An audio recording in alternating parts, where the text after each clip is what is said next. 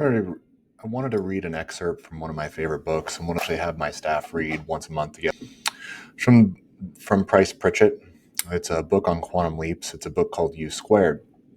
And if you're not familiar with quantum leaps, today is going to be your intro. So I'm going to read a couple excerpts. I love this book because it's super simple. It's consolidated into single page chapters, and it is incredibly impactful, and it helps you, at least it's helped me, to really change the way that I think about growth and how growth can be rapid. It does not need to be incremental. In fact, all growth actually happens geometrically. It must be expansive for it to be real growth. Otherwise, you are actually slowly dying. And think about nature. I plant one seed and I get a tree that gives me thousands to millions of seeds. Everything is geometric in nature. 1 turns into 2, turns into 4, turns into 8, turns into 16. It's always on the compounding principle, and that's actually how growth happens. Spiritual growth, physical growth, monetary growth, if we're actually opting into the system and we allow it to happen. So let's start with this. Quantum leaps. To put it simply, as human beings, we are going to have to reframe our ideas about the universe and how we fit in it. Quantum leap is a term taken from the vocabulary of new physics, quantum physics, the science behind technological breakthroughs such as lasers, television, computers, space communication, and nuclear energy. Quantum physics is described as the most powerful science ever conceived by human beings. It requires a major rethinking of such concepts as time and space and how human consciousness operates. Quantum physics also has staggering implications regarding you, your potential, and the power of your mind. To put it simply, as human beings, we're going to have to reframe our ideas about the universe and how we fit in it. Fred Alan Wolf, in his award-winning book titled Taking the Quantum Leap, describes the term as the explosive jump that a particle of matter undergoes in moving from one place to another. In a figurative sense, taking the quantum leap means taking a risk, going off into uncharted territory with no guide to follow. Physicists studying quantum mechanics note that particles make these jumps without apparent effort and without covering all the bases between starting and ending points. What's going on here? How does this happen? And is it possible for you as an individual to do something very similar in your personal performance? Short of it is yes. And there's a lot in here. Let's break it down. It's an explosive jump going beyond where you're at. It's not logical. It's not a logical jump. These are how people go from zero to $100,000 months over the course of several months. That's 100 times what the return would normally be when normal companies only gain about 10% market share per year on average if they're actually doing okay. So this is just the premise. It's just a dramatic change from one level to another level of relationship success, business success, health success. Let's read a couple of them. Let's zoom in a little bit. And each chapter is a part of the quantum leap and how important it is to compile all of these premises together. Suspend disbelief. You must suspend disbelief in order for this to happen. Act as if your success is for certain. Instead of holding back because you don't have hard proof you can make a quantum leap, see if you end up with the evidence you proving you can't. Just make the jump, act as if your success is guaranteed, and then see which set of ideas you should be in. If you must doubt something, doubt your limits. We are far more capable than our mind tricks us to be.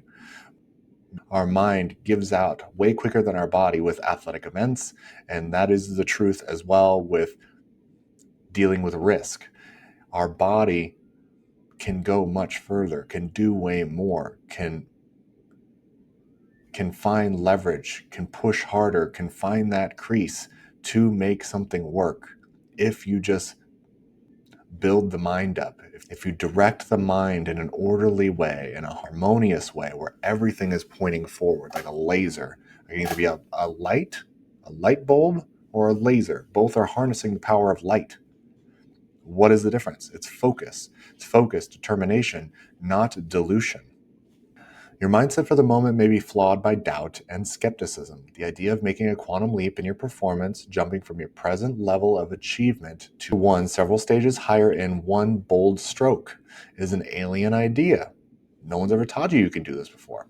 You haven't been trained to think that way. You may have definite reservations about the possibility that you can make such exponential improvements at all, particularly with less effort and a very abbreviated time frame. What if 10xing your income meant you didn't have to work 10 times as hard? What if it didn't take you 10 times the time? Because one, that's not real. Most of us are working 5 to 8 hours a day. You do not have 80 hours in a day. But it's about doing different, not more hard, doing different. How can I do different? How can I deliver? How can I deliver at a higher level to more people in a more profound way? The experts generally agree, though, that people typically use only about 10% of their true potential. If we accept this argument, and even if there were no other resources outside yourself that you could bring to bear on the situation, you still can do it. What if your income was 10 times the amount that it currently is now? Would you be happy? Would that be worth thinking differently? Would that be worth questioning your most cherishly held beliefs? I'd do it. I'd do it every time. Because there's a lot of things, even in my head, and I'm not saying I'm perfect, there's a lot of things in my head that don't serve me. Childhood beliefs, ancestral stuff, all stuff that came packaged in this body that I still get to dissolve because I only know those limitations through my expression. I must go through the world in an iterative process, getting to know how I tolerate stress, how do I do under pressure, how do I do in relationship, what is my relationship with money, with my health, with conflict. I'm getting to know myself in all these processes. I cannot plan A to C. At the very least, I'm going to get A to C because I must iterate. I can have my next 5 to 15 moves planned, but as far as having things all in order in absolute certainty, that's not real. That's not growth. Most people say that they value growth when really they value comfort. They value security. And that is actually counter in the brain to growth because growth by nature is uncomfortable. It can feel like you're being crushed when really it's not pressure from the outside in. It's pressure like a water hose. It's pressure from the inside out. It's making you expand. It's making you expand as a human. That way, you can go and serve people at a higher level, serve your family at a higher level, make more money, have higher leverage, because you are expanding your beingness. It's more of a spiritual concept. Your skepticism, which you presume is based on rational thinking and an objective assessment of factual data about yourself, is rooted in mental junk. Beliefs that do not serve you, about money being hard to make, about you having to work hard to make a living, about you can't trust people, no one's on your team, once things start working there's going to be another shoe drop. Those are all mental junk. It's not real. It's past pain informing future fear. Past pain informing future fear. You're allowing your past, those thoughts of the past, to be on echo. They keep happening. If you have a thought and you start raising your awareness to your thoughts, because you can think about what you're thinking about, it's called metacognition. If you have a thought, it might be a good idea to start to question whether or not you've heard that thought before. Because if you have, that means it's not about the present. That means it's about the past. And you've already had this thought. You're just doing it on repeat. You have this biochemical soup inside your brain that your brain is addicted to the feelings it has and the beliefs that it holds. It's literally pharmacologically addicted to those patterns of mood, of tendency, of behavior, all around habit. So when you withdraw that, you will literally go through a drug withdrawal. Oh, I want to think this way. Oh, I don't like my life, but I sure know what I'm getting. That's usually what people are leaning toward. That's why people don't jump for the big things. Take the big bets. Invest in the big things. Hire the person. It's all because they're valuing safety. I'm not saying make yourself broke and stress your family out, but it's going to require risk. And it's not being reckless. It's risk taking. How can I be in calculated risk? Not being reckless. Your doubts are not the product of accurate thinking, But habitual thinking, like they're just habits, they're echoes, they're not real. You're not living in the present.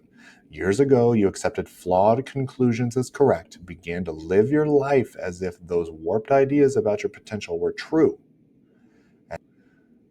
and ceased the bold experiment in living that brought you many breakthrough behaviors as a child. Kids come here, they know nothing. They cannot walk, they cannot talk, they can't jump, run, do athletic events. Watch what happens when you give a kid enough time. From 0, they're in diapers, can't even hold themselves up. By 3, they have a complete vocabulary command. Some of them speak multiple languages. Some of them play instruments. Some of them ride bikes. Some of them swim. Mine swims and sings and dances in 3 years. Is that really that long in the grand scheme of things? In 3 years, they go from being a potato to being a full little human, having wants and beliefs and desires and likes. What would happen if you had that kind of tenacity for life? What could you teach yourself in 3 years? What could you accomplish in 3 years? How much more money could you make in 3 years? All because what? They're not afraid. And they're playing. They're seeing life for what it is. It's a simulation. You're meant to play. You're meant to have fun. You're meant to experience the peaks and the valleys, because life is the union of opposites. It's a completely different thing, but everything you experience, you will experience the peaks of the opposites of them. Life polarizes. Let's just imagine you have a spouse. If they're really, really good looking, expect them to get attention from the opposite sex. If they're really smart, expect them to challenge you. If they're really adventurous, they may not be as clean around the house. You will get both. You do not get to choose whether you want all the good or all the bad. You will get both. And it's the same thing with business. If I want the extreme successes, the financial improvements, the significance, the impact, then I must test myself through the storm of the building of the thing and the persistence of the thing. It's not all going to be up. And I just attribute it to the exciting journey of entrepreneurship. I'm going to have these intense peaks where you have record months and new hires that are crushing it and new programs and new tech and all these things. And then you're going to have the lows of, oh shit, I don't know if I'm going to make payroll. Or, hey, that person left us a bad review. Or whatever the negative thing is going to be. That is just the cost of admission. And also is a test of your resilience, mentally, spiritually, physically. Because not everyone's meant to like you. Your patients will love you. And not everyone's meant to like you. All we can demand from you is that we control our attitude, our thoughts, our feelings, our actions. We can't control anything else. And if I control my thoughts, my feelings, my actions at a high level, I'll be able to serve at a high level. I'll be able to have the impact that I want. But there's levels to this game. When I think I have it all figured out, I have infinite number of levels to go master. It's just a matter of which path I want to take. So don't believe old junk. Most of the thoughts you have are old shit. I don't know how they measured this, but they say there's 70,000 thoughts on average per day that a human has, and 90 to 95 of them are the repeat or sound like yesterday. So if we could just convert 10% more of those thoughts to new thoughts, of life-affirming thoughts, to yes, I could do this, how different would your life be? What kind of opportunity would you look for? Because we know our brain does not see reality for what it is. We see reality for what we are. This is a projection. I'm only going to look for things that validate my beliefs and have willful blindness for all the other things. So I will do things and visualize things and live in my mind. I will overemphasize and over-dramatize things that validate negative beliefs of me, or I will try to make them less than they are because it'll be too painful. All because I'm just seeing the world through my beliefs, and most of your beliefs suck. Not all of them, but some of them. Because if they didn't suck, you'd already be where you want to be. Now it's time for you to find the faith that you had in yourself before. Childhood curiosity, childhood play, faith. Also, why do you think kids learn so fast? They're always playing. When you play, when you're learning and you're getting dopamine, you learn 3 times faster. If you want to be skeptical of some ideas that truly deserve to be called into question, challenge your thoughts and beliefs that have argued against your taking a quantum leap. Put those old inhibiting ideas to the test by going for it with everything you got. Go all in. You deserve it. Your family deserves it. Your patients deserve it. Let's get to work. Cheers, guys.